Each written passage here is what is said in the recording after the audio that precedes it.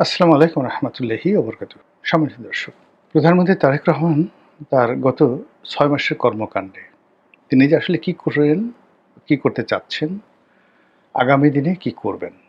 আবার বলছি, তিনি যে এখন কি করছেন বা করেন এভরিডে, গত ৬ মাসে কি করেছেন এবং আগামী দিনগুলোতে তিনি কি করবেন, এ ব্যাপারে আমরা যারা বাইরে জনগণ আছি, পলিটিক্যাল অ্যানালিস্ট আছি, রাজনৈতিক বিশ্লেষক মনে করি যাদেরকে, কিংবা ধরুন বিভিন্ন পেশা, শ্রেণী পেশার যারা লোকজন রয়েছেন তারা স্ব পেশার ক্ষেত্রে যতটুকু যাদের অভিজ্ঞতা রয়েছে আমরা আসলে কেউ বুঝতে পারছি না। হতে পারে আমাদের বুদ্ধি একেবারে কম, অথবা আমরা বোকা হয়ে গেছি। আবার এও হতে পারে যে প্রধানমন্ত্রী তারেক রহমান সাহেব আমাদের সবার অর্থাৎ সম্মিলিত মানুষের যত বুদ্ধি, কম্বাইন্ডলি তার বুদ্ধি তার সাথে অনেক অনেক বেশি। আবার এও হতে পারে তার যে চিন্তা চেতনা, যে কর্মের যে স্ট্যান্ডার্ড এবং আধুনিকতা, এটি আমরা এই ২০২৬ সনে বসে চিন্তা করছি। তিনি হয়তো ২০৫৬ সনের বাস্তবতার নিরিখে বা ২০৫৬ সনে এই বাংলাদেশ কোন পর্যায়ে যাবে সেই পরিণতিটা তিনি বুঝতে পারেন, জানতে পারেন অলৌকিক ক্ষমতা বলে, এবং সেইভাবে তিনি তার সিদ্ধান্ত নিয়েছেন। আমরা যারা সাধারণ দৈনিক চিন্তা করি, সকালে যদি সূর্য উঠে, আকাশে মেঘ থাকে, গরম পড়ে, বাতাস প্রবাহিত হয় এবং দৈনন্দিন যে প্রকৃতি এবং পরিবেশ, এটার উপর নির্ভর করে যারা জীবন এবং জীবিকা চালাই, তাদের জন্য এই সরকারের একটি কর্ম আমাদের কাছে সুখকর নয়, আমাদের কাছে সহজ সরল নয়, আমাদের কাছে আশা জাগা নিয়ে নয়। আমরা এই সরকারের কোনো কর্মের প্রতি বিশ্বাস করতে পারছি না, বিশ্বাস স্থাপন করতে পারছি না, কোনো কর্মের প্রতি নির্ভর করতে পারছি না, এবং এই সরকারের কর্মকাণ্ডের উপর বিশ্বাস এবং আস্থা রেখে ভবিষ্যতের ব্যাপারে আমরা যে আশাবাদী হব, এইরকম কোনো লক্ষণ আমরা দেখছি না। আমরা এই সরকার আসার সঙ্গে সঙ্গে দেখলাম dialogue, I have a plan. ভালো কথা, আই হ্যাভ এ প্ল্যান। এখন আই হ্যাভ এ প্ল্যান, কি প্ল্যান আছে না আছে এতদিন কোনো বাস্তবায়িত হয়নি, কিন্তু আই হ্যাভ এ প্ল্যান নামে একটা বইও ছাপা হয়ে গেছে। আবার সেই বই তথ্য মন্ত্রণালয় থেকে প্রকাশ করা হয়ে গেছে। আবার সেই বই বিতরণ করা হচ্ছে। কিসে কি হচ্ছে, বইতে কি প্ল্যান আছে না আছে। এখন আমার মতো একজন মানুষ, আমি এই সমাজে এতদিন ধরে আছি, আমার কাছে যদি এই প্ল্যানটা সম্পর্কে কোনো আগ্রহ তৈরি না হয়, যে ঠিক আছে আমি একটু প্ল্যানটা পড়ি, বা বিএনপি যে দফাগুলো দিয়েছে ৩১ দফা, এই দফার মধ্যে কি কি লেখা আছে একটু দেখি, এই দফার কোনটা কোনটা বাস্তবায়ন হলো, এটা আগ্রহ তৈরি হোক। আমার মধ্যে সেই আগ্রহটা তৈরি হয়নি, একটু তৈরি হয়নি। আর আমি যে সমাজে বসবাস করি, আমার বন্ধু আছে, পরিবার আছে, আত্মীয় আছে, স্বজন আছে, আমি তাদের কারোর মধ্যে এই আই হ্যাভ এ প্ল্যান এবং এই যে বিএনপির ৩১ দফা, সেই রফা নিয়ে কোনো রকম আলোচনা, সিঙ্গেল একটা আলোচনা আমরা করিনি। আমাদের আলোচনা, বিদ্যুৎ আজকে আর থাকবে তো? আজকে যদি গ্যাস না আসে তাহলে আমার ফ্যাক্টরিটা কিভাবে চলবে? আমরা দেখা হলেই প্রতিদিন আলোচনা করি ব্যাংক লোন কিভাবে দেব, শ্রমিকের পাওনা কিভাবে পরিশোধ করব।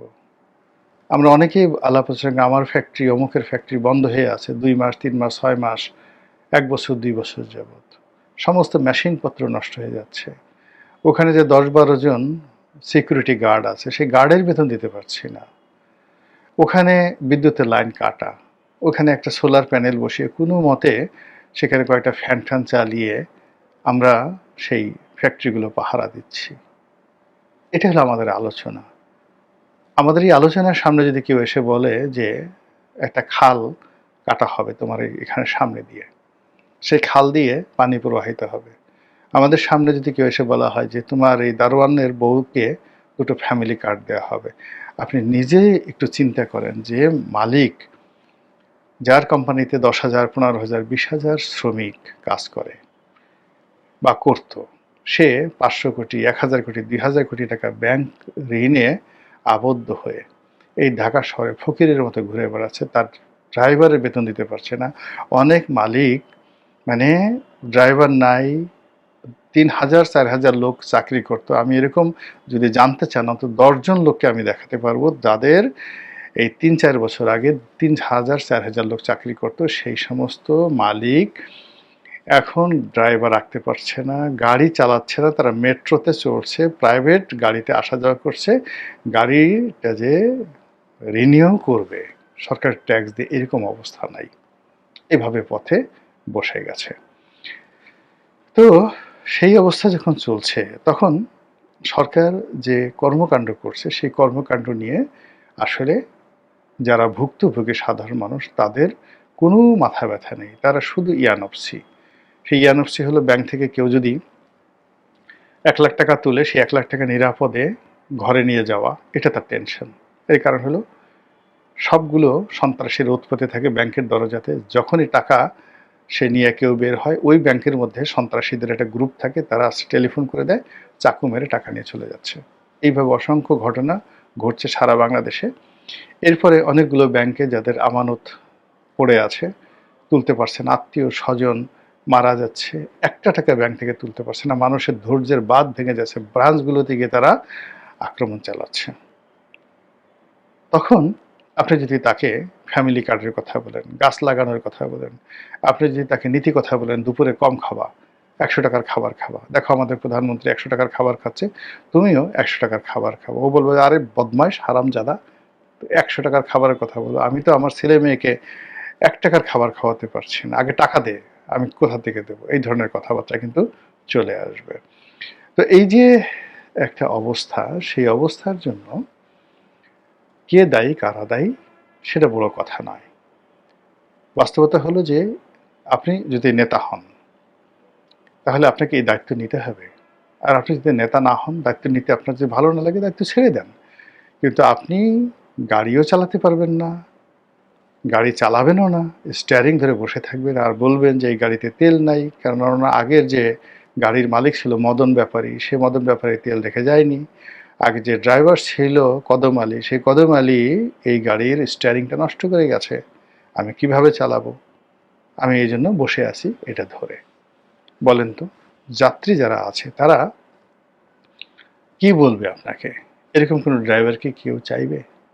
কাজে এখন যারা রাষ্ট্র পরিচালনা করছেন তারা যখন বিগত সরকারগুলোকে দায়ী করছেন, এটা আপনাদের একটা আত্মতৃপ্তি হতে পারে, কিন্তু এটা সাধারণ মানুষজন যারা ভুক্তভোগী তারা কোনো অবস্থাতেই এটা মেনে নিচ্ছে না। কিভাবে একটি ইন্ডাস্ট্রি চলে, কিভাবে কর্মসংস্থান হয়? আপনি ধরুন একজন মানুষ একটা মৎস্য খামার করেছে, সেখানে একটা পানির মোটর চলবে খামারের মধ্যে, সেই মোটর চলে সেখানে পানির মধ্যে অক্সিজেন দেবে। সেই ছোট্ট একটা মোটর সে চালাতে পারেনি। আর সেই মোটরটি যদি অন্য সময় হতো, সে যদি জানতো ৬ মাস আগে এরকম অবস্থা হবে, সে হয়তো সেখানে একটা ডিজেল মোটর আনতে পারত, সে হয়তো একটা সোলার মোটর আনতে পারত, কিন্তু সেই সময়টা সে পায়নি। এই বিদ্যুতের লোডশেডিংয়ের কারণে তার পুরো খামারের ১৫ কোটি টাকার মাছ মরে গেল। সেই লোকের কান্না এখন রীতিমতো ভাইরাল হয়ে পড়েছে। তো এই অবস্থাতে যদি আপনি তাদের কাছে গিয়ে বলেন নামাজ পড়ো, ধৈর্য ধারণ করো, সবর করো, ওয়াকিমুস সালাতা ওয়াতুজ জাকাতা, আপনি এই সমস্ত কথাবার্তা বলেন, মানুষ মেজাজ ঠিক রাখতে পারবে না। এই অবস্থাতে গিয়ে যদি আপনি মনে করেন ওই মৎস্য খামারে যে কাঁদতেছে, আপনি সেখানে গেলেন, জান্নাতের একটা টিকিট নিয়ে গেলেন, তাকে একটু জড়ায় ধরলেন, তার কপালের উপর একটা চুমু দিলেন, ওই লোকটার যদি সামর্থ্য থাকে আপনাকে একটা পচা মাছ আপনার নাকের মুখের মধ্যে আপনাকে সেই পচা মাছ ভরে দিবে। এরকম একটা অবস্থা, মানুষ যে যার অবস্থা থেকে ধৈর্য হারিয়ে ফেলছে। তো এইরকম যখন একটা উত্তপ্ত অবস্থা, ঠিক সেই সময়টিতে সরকারের যারা কর্তা ব্যক্তি তারা একটার পর একটা ভুল করে যাচ্ছেন, মারাত্মক সব ভুল করে যাচ্ছেন। আমি যদি এই মুহূর্তে আমাকে বলা হতো যে প্রধানমন্ত্রীর পদে বসে আপনার দৃষ্টিতে সবচেয়ে প্রথম করণীয় কাজটা কি? বাংলাদেশে যে ঘটনা ঘটেছে ফেব্রুয়ারি নির্বাচনের পরে, আমার দৃষ্টিতে প্রথম কাজ হতো একেবারে উইদিন 7 ডেজের মধ্যে ভারতে নরেন্দ্র মোদীর সঙ্গে বৈঠক করা অথবা নরেন্দ্র মোদীকে জাঁকজমকপূর্ণভাবে বাংলাদেশে আনা। কে কি বলল, কে কি সমালোচনা করলো, ডাজ নট ম্যাটার। বিএনপির কোটি কোটি ভক্ত আছে, মুরিদ আছে, কর্মী আছে। এই যে সমস্ত 2-4-10 লোক উল্টা কথা বলছে, এদের 32টা দাঁত চড়াইয়ে ফেলে দেওয়ার মতো অবস্থা বিএনপির আছে। কিন্তু বিএনপির সেই শক্তিটা ব্যবহার না করে কে কি বলল এই ভয়ে, এই যে প্রথম 15 দিনের মধ্যে তার যে সফরটি ভারতে করার উচিত ছিল, দরকার ছিল, সেটা না করে ভারতের সাথে সম্পর্কটা যে জটিল অবস্থা এখন নিয়ে আসা হয়েছে, ইটস এ মানে যাকে বলা হয় worst political blunder of BNP as well as for Tarek Rahman সাহেব। বহু কারণ আছে। আমি ভারতের যে পক্ষে এরকম কথা না। এখন ভারতের সাথে আমার যে আন্তঃবাণিজ্য, আমার যে সীমান্ত বাণিজ্য, ভারতের সঙ্গে আমার যে সীমান্ত সমস্যা, ভারতের সঙ্গে আমার যে অর্থনৈতিক লেনদেন, ভারতের সঙ্গে আমার যে যাতায়াত, ইকোনমির যে অংশগুলো, almost 40% of our total economy, gross economy, প্রকাশ্য, অপ্রকাশ্য, ডাইরেক্ট অ্যান্ড ইনডাইরেক্ট, প্রত্যক্ষ এবং পরোক্ষভাবে আমাদের 40% ইকোনমি ভারতের উপর নির্ভরশীল। বাকি 60% ইকোনমি সারা দুনিয়া এবং আমাদের অভ্যন্তরীণ যে সেক্টর, এই সেক্টরের উপর নির্ভর করে। তাহলে যদি অভ্যন্তরীণ সেক্টরে আমরা স্বয়ংসম্পূর্ণভাবে নিজেরা নিজেদের ইকোনমি আমরা নিয়ন্ত্রণ করতে পারি আমাদের প্রয়োজনের হাইয়েস্ট 30%, বাকি 30% ধরেন ইউরোপ, আমেরিকা, চীন থেকে শুরু করে সারা দুনিয়ার সাথে, আর একা ভারতের সঙ্গে আমাদের টোটাল ইকোনমির 40% জড়িত। এর সাথে চোরাচালানি আছে, এর সঙ্গে আমদানি আছে, এর সঙ্গে রপ্তানি আছে, এর সঙ্গে হুন্ডি আছে, আর অনেক কিছু আছে, সব মিলিয়ে 40%।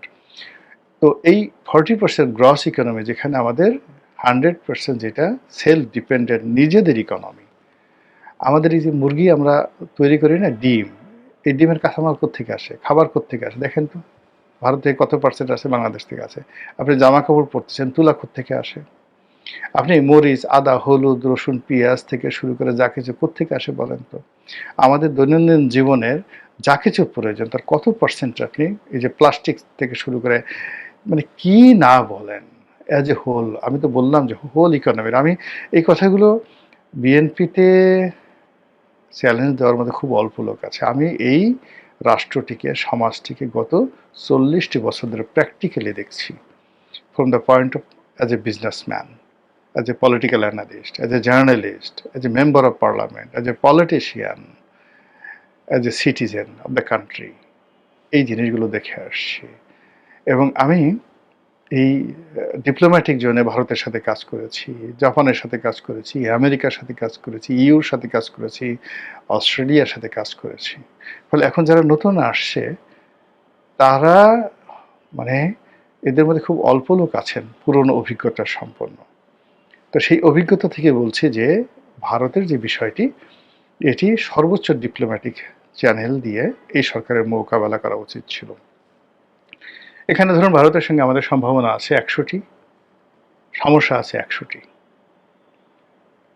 এখানে গেলে ভারত জিম্মি করার চেষ্টা করবে, শেখ হাসিনাকে তুলে দেওয়ার চেষ্টা করবে, আওয়ামী লীগের ব্যাপারে প্রশ্ন করবে, তারপরে সেখানে জয়েন্ট যেখানে বলে সংবাদ সম্মেলন হবে, সেই সংবাদ সম্মেলনে সাংবাদিকরা নানা রকম বিব্রতকর প্রশ্ন করবে, আর সেই প্রশ্নগুলো উত্তর দিতে হবে। সেই উত্তর দেওয়ার যোগ্যতা থাকলেই তো আপনি নেতা, না থাকলে আপনি কিসের নেতা।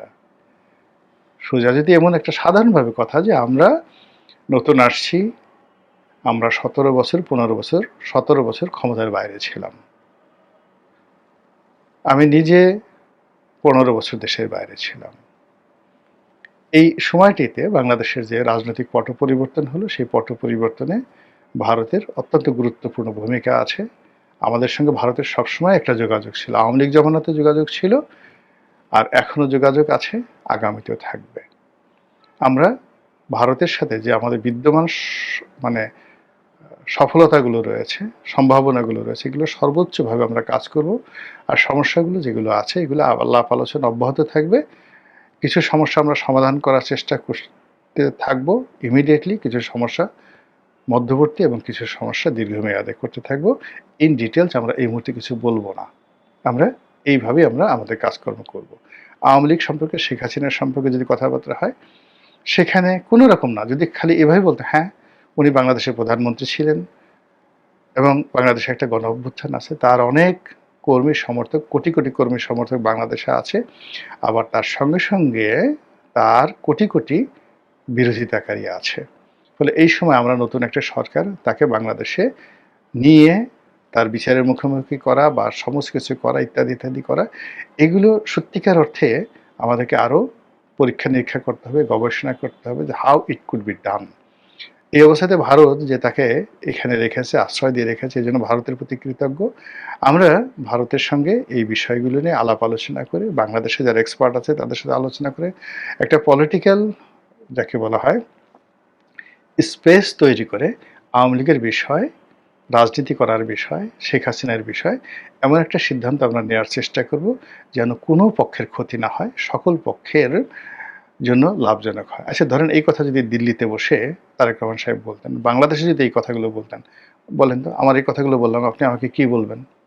আপনি রাগ করতে পারতেন? বলেন। কোনো অবস্থাতে। কিন্তু এই কথাগুলো আপনি বলবেন না, চিন্তা আপনি করবেন না করে ওখানে কি হবে না না হবে এই সমস্ত বিষয়গুলো নিয়ে আলাপ আলোচনা করে পুরো যে সম্ভাবনা রয়েছে রাজনীতির, সেই সম্ভাবনাটাকে নষ্ট করে দিয়ে একটা ঐতিহাসিক একটা ব্লান্ডার, একটা মহাভুল তৈরি করা হলো। একটা জিনিস হলো কি জানেন, মানুষ না ভালোবাসা ভুলে যায়, প্রতিদান ভুলে যায়, তারপর উপকার ভুলে যায়, অনেক কিছু ভুলে যায়, কিন্তু অপমান একটা মানুষ কোনোদিন অপমান ভুলে না। আপনি নিজের দিকে বুকে হাত দিয়ে চিন্তা করুন, যারা আমার ভিডিও দেখছেন। আপনি বোধ হয়েছে ধরুন আপনি যখন আপনার বয়স ৩-৪ বছর, তখন থেকে আপনি কিছু কিছু মনে করতে পারেন, ৫-৬ বছর থেকে অনেক কিছু মনে করতে পারেন, ৭-৮ বছর থেকে আরও বেশি মনে করতে পারেন। ওই যে একেবারে শৈশবে ৩ বছর বয়স যখন ছিল, তখন যদি কেউ আপনাকে অপমান করে থাকে, স্মরণ করে থাকুন, ইভেন আপনার বাবা, ইভেন আপনার দাদা, ইভেন আপনার আত্মীয় স্বজন আপনাকে অনেক কিছু দিয়েছে, কিন্তু দুটো চকলেটের মধ্যে একটা চকলেট আপনার মুখ থেকে টান দিয়ে নিয়ে ফেলে দিয়েছে রাগ করে, বা আপনার ছোট ভাইকে দিয়েছে, অন্য একজনকে দিয়েছে, আপনাকে একটা গলা ধাক্কা দিয়েছে, আপনি অপমান বোধ করেছেন, কিয়ামত পর্যন্ত আপনি অপমান ভুলতে পারবেন না। মানুষ কখনো অপমান ভুলতে পারে না। কাজে এই যে ভারত এবং বাংলাদেশের সাথে যে সম্পর্ক, সেই সম্পর্কটির কারণে যে অপমানজনক একটা পরিবেশ পরিস্থিতি তৈরি হয়েছে, যেটা ভারত অপমান বোধ করেছে, এটা আগামী দিনগুলোতে যতদিন বিএনপি থাকবে এই অপমানের ঋণ কখনো বিএনপি শোধ করতে পারবে না। বোঝার চেষ্টা করেন, একটা সময় বিএনপির সাথে কিন্তু ভারতের একটা চমৎকার সম্পর্ক ছিল, অসাধারণ একটা সম্পর্ক ছিল, কিন্তু সেই সম্পর্কের মধ্যে একটি অপমানজনক সম্পর্ক তৈরি হয়ে গেল যখন প্রণব মুখার্জি বাংলাদেশে এলেন। এবং প্রণব মুখার্জি যখন বাংলাদেশে এলেন, তিনি কংগ্রেসের মনোনীত রাষ্ট্রপতি ছিলেন, যেমন আমাদের সুপ্রু সাহেব। তো ভারত এমন একটা রাষ্ট্র, ক্ষমতায় বিজেপি, ক্ষমতায় বিজেপি মানে আপনার নরেন্দ্র মোদী। তো সেখানে যদি বাংলাদেশ হইতো, বাংলাদেশ হতো, বাংলাদেশ হলে কি হতো, বিএনপি শাসনামল চলছে, শাহাবুদ্দিন সুপ্রু সাহেব ভারতে গিয়ে অপমানিত হয়েছেন, এটা বিএনপির লোকজন বগল বাজাতো।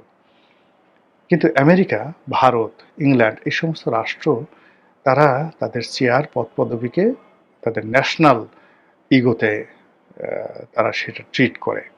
তো সেই অর্থে কংগ্রেসের মনোনীত প্রেসিডেন্ট প্রণব মুখার্জি, তিনি বাংলাদেশে এলেন এবং বেগম জিয়া তার সঙ্গে দেখা করলেন না।